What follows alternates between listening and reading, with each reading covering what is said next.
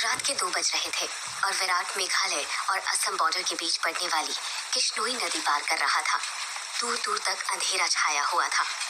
एक गहरे सन्नाटे ने किश्नोई नदी को घेर के रखा हुआ था और उसी नदी के ऊपर काले बादल मंडरा रहे थे, जिन्हें देखकर ऐसा लग रहा था कि किसी भी पल वो बरसने वाले हैं।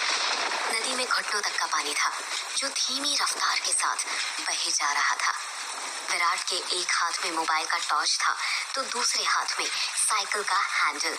विराट पैदल पैदल मोबाइल के टॉर्च की रोशनी के सहारे नदी पार कर ही रहा था कि तभी उसका मोबाइल फोन बजने लग जाता है। विराट ने फोन उठाते हुए कहा, हाँ वंदना, बोलो। मोबाइल के अंदर से एक औरत की आवाज सुनाई देती है। कहाँ तक पहुँचे आप जी? किश्नोई नदी तक पहुँच गया हूँ वंदना, बस ये किश्नोई नदी पार करी और फिर मैं सीधे तुम्हारे पास। वंदना की घबराते हुए आवाज सुनाई देती है। क्या कहा? किश्नोई नदी पार कर रहे हो आप? और नहीं तो क्या, अब तुम्हें तो पता ही है कि बंगला मुड़ा गांव से रोंगकामुचा गांव जाने का तो एकमात्र यही रास्ता है ना, और वो भी नदी पार करके जाना पड़ता है। आपको इतनी रात में वापस नहीं आना चाहिए था, ग्रेवयार्ड कोठी में ही रुक जाना चाहिए था। आपको पता है ना, नदी के पास वो घूमती है। विराट हैरानी के साथ पूछता है, वो घूमती है मतलब? आपको सब पता है, पर फिर भी आप जानबूझकर ऐसा बोल रहे हैं ना। माँ जी ने बताया था ना कि नदी पार करते वक्त उसका नाम नहीं लेना चाहिए, वरना वो सच में आ जाती है। वंदना, तुम भी ना कहाँ माँ की बातों में आ गई। लगता है माँ ने तुम्हें भी यक्षिणी की कहानी। विराट अपनी बात पूरी करता उससे पहले ही वंदना घबराते हुए कहती है, चुप हो जाओ जी। हे काली माँ, मेरे पति की रक्षा करना और अनजाने में इनसे जो अनर्थ हुआ है उसके लिए माफ कर देना। अभी कभी उसका नाम नहीं लेंगे। विराट हंसते हुए कहता है, क्या वंदना, तुम भी ना, ये यक्षिणी वक्षिणी ना कुछ नहीं होता, समझी? ये सब बस मनगढ़ंत बातें हैं जो गांव वालों ने बनाई हैं और कुछ नहीं। आप नहीं मानते तो मत मानिए, पर मैं तो मानती हूँ ना। आप ना जल्दी से आ जाइए बस। हाँ वंदना, आ रहा हूँ, बस ये नदी तो पार कर लूं पहले। अच्छा, मैं रखती हूँ। अरे ऐसे कैसे? तुम्हें नहीं लगता तुम कुछ भूल रही हो? मैं भूल रही हूँ? क्या भूल रही हूँ? यक्षिणी के बारे में याद रख सकती हो, लेकिन ये याद नहीं रख सकती कि आज हमारी शादी की सालगिरह है। गलती हो गई जी, माफ कीजिएगा। आपकी फिक्र में तो मैं भूल ही गई थी। विराट मुंह बनाते हुए कहता है, अब भूल गई थी ना तो उसकी सजा तो मिलेगी तुम्हें। सजा के लिए तैयार रहना। वंदना प्यार से पूछती है, अच्छा तो क्या सजा देंगे आप? तुम्हारी सजा ये है कि तुम्हें आज रात भर जागना पड़ेगा। वंदना शर्मा जाती है और शर्माते हुए कहती है, हाँ भी ना, कैसी कैसी बातें करते हैं आप?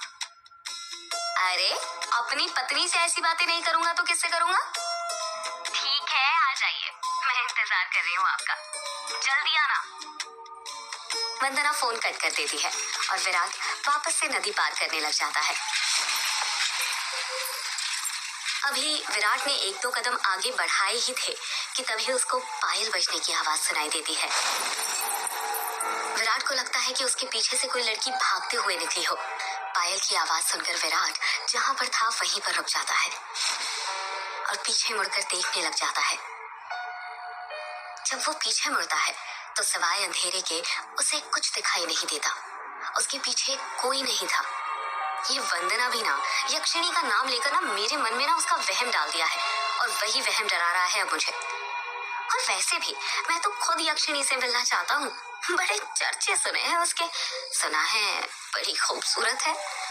इतना कहकर विराट वापस से आगे बढ़ने लग जाता है।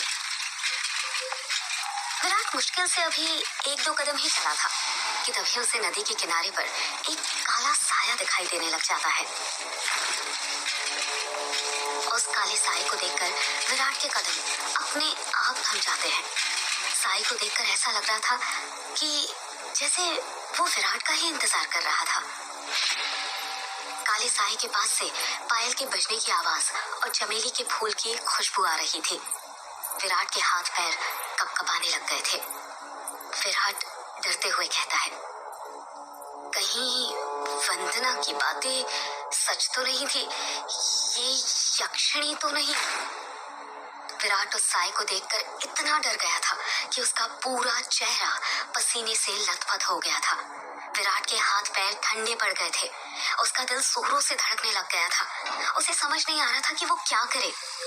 विराट डरते हुए कहता है, कौन है वहां पर? कोई जवाब नहीं आता है। सन्नाटा अब भी छाया हुआ था। विराट अपने मोबाइल का टॉर्च उस काले साए पर मारने लग जाता है। जब उस टॉर्च की रोशनी उस काले साए पर पड़ती है तो विराट देखता है कि वो साया और किसी का नहीं बल्कि एक लड़की का था। नदी के किनारे पर एक बहुत ही खूबसूरत लड़की खड़ी हुई थी, जिसकी उम्र करीब 24 साल और लंबाई 5 फीट 2 इंच थी। उसकी लंबी सी गर्दन, गुलाबी से होंठ, बाल खुले हुए जो उसके कमर तक आते थे, उसका गोरा बदन और उसी गोरे बदन पर उसने काली साड़ी पहन रखी थी। वो लड़की किसी अप्सरा से कम नहीं लग रही थी। वो इतनी खूबसूरत थी कि कोई भी मर्द उसका रूप देखकर अपनी हदों को भूलकर उसकी बाहों में मदहोश होना चाहेगा। वो लड़की अपने हाथ से विराट को इशारा करते हुए अपने पास बुलाती है।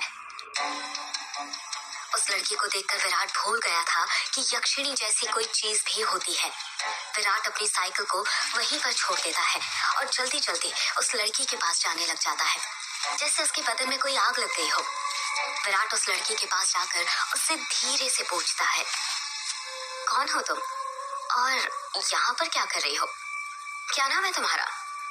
लड़की अपने चेहरे पर मुस्कान लाते हुए कहती है, नाम में क्या रखा है, जो रखा है काम में रखा है।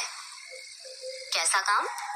लड़की विराट की आंखों में देखते हुए कहती है, वही काम जो तुम घर पर जाकर अपनी पत्नी के साथ करने वाले थे। तुम उसे आज रात भर जगाना चाहते थे ना? क्या तुम मुझे नहीं जगाओगे? उस लड़की की आंखों में एक नशा सा था, जिसे देखकर विराट सब कुछ भूल गया था। ऐसा लग रहा था जैसे वो उसके वश में आ गया हो। विराट भी उस लड़की की आंखों में देखते हुए कहता है, हाँ क्यों नहीं, मैं तुम्हें आज रात क्या कल परसों नरसों हमेशा जगा कर रखूंगा, कभी नहीं सोने दूंगा तुम्हें। इतना कहते ही विराट उस लड़की को अपने सीने से सटा लेता है और अगले ही पल दोनों नदी के रेत पर निर्वस्त्र पड़े हुए थे। दोनों के जिस्मों की गर्मी से रेत उनके शरीर पर चिपक गई थी। उस लड़की के बदन में से चमेली के फूलों की खुशबू आ रही थी। लड़की नीचे थी और विराट उसके ऊपर। विराट के माथे की पसीने की बूंदें ये साफ जाहिर कर रही थी कि वो थक चुका था और उसके बदन की सारी ताकत खत्म होने वाली थी। पर उस लड़की का चेहरा देखकर ऐसा लग रहा था जैसे अभी तो कुछ हुआ ही नहीं था। उसके अंदर की प्यास अभी बुझी नहीं थी। विराट अपनी चरमोत्कर्ष अवस्था में पहुंचने वाला था और कुछ ही पल में वो उस लड़की के बदन पर ध्वस्त होने वाला था। तभी उसकी नजर उस लड़की के वक्ष पर पड़ती है और वो देखता है कि उस लड़की के वक्ष पर धीरे धीरे झुर्रियां आने लग गई थी। उसके हाथ पैरों की नसें बाहर निकलने लग गई थी। उसके बाल काले से सफेद होने लग गए थे। देखते ही देखते वो लड़की अचानक से बूढ़ी औरत में तब्दील हो जाती है। ये सब देखकर विराट की आंखें फटी की फटी रह गई थी। उसका गर्म बदन अचानक से ठंडा पड़ गया था। विराट कांपते हुए कहता है, कौन हो तुम? वो लड़की धीरे से कहती है, मैं यक्षिणी, तेरी मौत। ये सुनकर विराट के रोंगटे खड़े हो जाते हैं और वो झट से उससे दूर हटने लगता है। पर उसी वक्त यक्षिणी उसे अपने दोनों हाथों से पकड़ लेती है और कहती है, अभी कहाँ जा रहे हो प्रियतम? मेरी प्यास अभी बुझी नहीं है। तुम तो मुझे कल परसों नरसों हमेशा तक जगाना चाहते थे ना? क्या हुआ, थक गए या डर गए मेरा असली रूप देखकर? विराट उसका खौफनाक चेहरा देखकर इतना डर गया था कि कुछ भी नहीं बोल पा रहा था। उसको यक्षिणी की आंखों में खुद की मौत नजर आ रही थी। यक्षिणी गुस्से में कहती है, वासना की प्यास में तू ये भूल गया कमीने कि तेरी पत्नी वंदना तेरा घर पर इंतजार कर रही है और तू यहाँ पर मेरे साथ। तुम मर्द कभी एक स्त्री से प्यार नहीं कर सकते। तुम्हारी हवस कभी खत्म नहीं होने वाली। इतना कहकर यक्षिणी अपना हाथ विराट के सीने पर रख देती है। यक्षिणी के लंबे लंबे काले नाखून थे जो चाकू की तरह पैने थे। विराट डरते हुए कहता है, नहीं नहीं, ऐसा मत करो, जाने दो मुझे। जाने ही तो दे रही हूँ। पहली बटोला, पहली बटोला, पहली बटोला। इतना कहकर यक्षिणी अपना हाथ विराट के सीने के अंदर घुसा देती है और उसी वक्त जोर से काले बादल गरजने लगते हैं और बारिश होने लग जाती है। विराट के शरीर का खून नाखूनों के सहारे यक्षिणी के शरीर में जाने लग जाता है। जैसे जैसे खून यक्षिणी के शरीर के अंदर जा रहा था, वो वापस से जवान होते जा रही थी। यक्षिणी वापस से अपने पुराने रूप में आ गई थी और विराट का शरीर सूखकर सफेद पड़ गया था। उसके अंदर खून की एक बूंद तक नहीं थी, पर उसकी धड़कनें अब भी चल रही थी। यक्षिणी अपना मुंह विराट के कान के पास ले जाती है और फुसफुसाते हुए कहती है, राम नो राम रो, राम नो राम नो, राम नो राम रो। इतना कहकर यक्षिणी अपना खून से सना हाथ विराट के सीने से बाहर निकालने लग जाती है। जैसे ही यक्षिणी अपना हाथ विराट के सीने से बाहर निकालती है,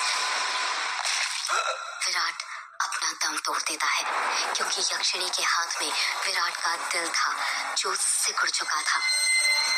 अगले ही पहल यक्षिणी विराट का दिल लेकर गायब हो जाती है, ठीक उस तरह जिस तरह बारिश की बूंदें होती है।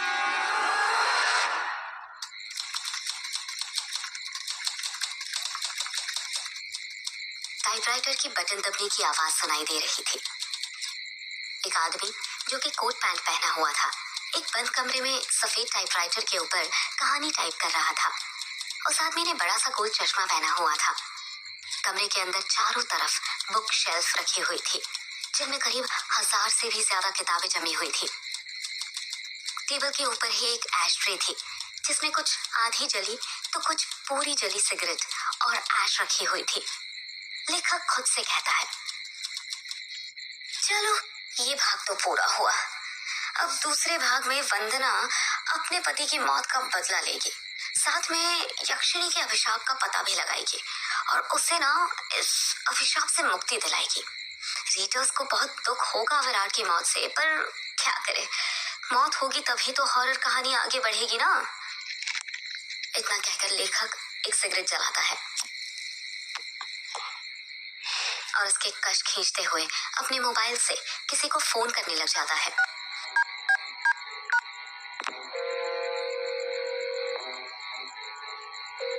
फोन के अंदर से उबासी लेते हुए आवाज सुनाई देती है, हेलो, कौन? हेलो जगदीश, वो मैं बोल रहा था कि कहानी तैयार हो गई है। अच्छा सर, आप है? क्या कहा आपने? कहानी तैयार हो गई? ये तो बहुत अच्छी बात है सर, पर बुरा मत मानिएगा सर, ये बात आप मुझे सुबह भी तो बता सकते थे। इतनी रात में कॉल करने की क्या जरूरत थी? लेखक सिगरेट का कश खींचते हुए कहता है, क्या कहा? इतनी रात में?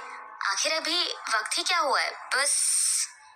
लेखक ने इतना कहा ही था, तभी उसकी नजर उसके हाथ की पुरानी सी वॉच पर पड़ती है और वो देखता है कि रात के 3:05 हो रहे थे।